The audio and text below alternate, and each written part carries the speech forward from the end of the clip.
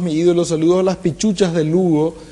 Nombre, cédula, número de teléfono, algún bien que tenga el muchacho. Me parece una estupidez el programa de esta noche, señor Humberto. ¿Una estupidez? Sí, ¿por qué no le invitaste a las paquitas de Camilo Suárez, gran tragazá?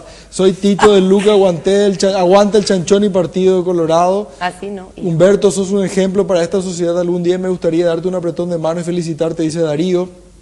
Si yo voy a elegir entre los dos hombres que están en el programa, me quedo con ídolo Humberto, soy Dionisia.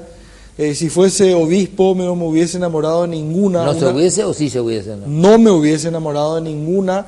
Una vergüenza más para este golpeado país, dice Lizzy Portillo. Saludos a los y las genios del humor paraguayo. Les extrañamos a Lugo Gustavo, Hugo Ojeda de Tobatí. Por fin, Humberto, un buen programa. Felicidades. Estamos viendo en Mingaguazú. Porfa, pasen de vuelta al casting de Maligna, porfa, gracias. Y ahí estamos con los Bueno, a ver el despacho de la presidencia, no sé lo que es, no tengo la menor idea. A ver, por favor. La sala de espera.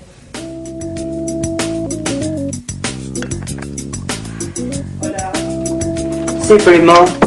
Estoy acá, sí. Vine a tirar la cuota. Sí, encontré, sí. Ya tengo la cura para eso, sí. Sí, primo, tranquilo nomás. Yo soy la catedral, las demás son la capillita nomás. Dale.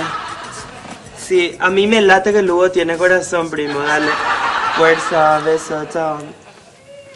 ¿Qué Hola, tal?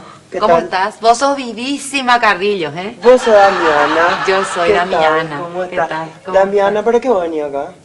Y yo vengo nomás, en realidad, hace rato ya que estoy esperando. Marcial me dijo, espera un ratito, me dijo hace 3 semanas por ahí, ya Ay, estoy qué pesado. esperando acá, porque Qué yo, pesado. no es que yo pretenda. pesado. Porque igual voy a pasar, igual voy a entrar.